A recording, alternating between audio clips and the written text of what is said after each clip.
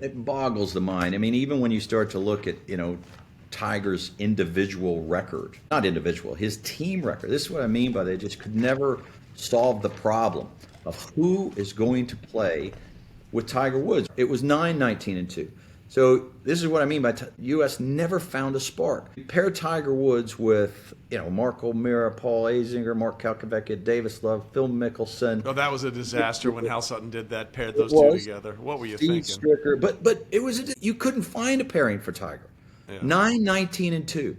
Seve with his teammates was 18-8-3. Now you're talking about in Tiger, arguably the greatest match play player of all time. So what Seve would do, Seve would take a rookie, or he would take one of the lowest ranked players on the team, and he would whisper in their ear, put his arm around them, tell them, you are the best player. You're unbelievable. Do you have any idea how good you are? And, at day's end, they thought they were bulletproof. Seve took players like, if you're a golf nut, you'd know these names, but he took Antonio Garrido, he took Paul Way, he took Manuel Pinero.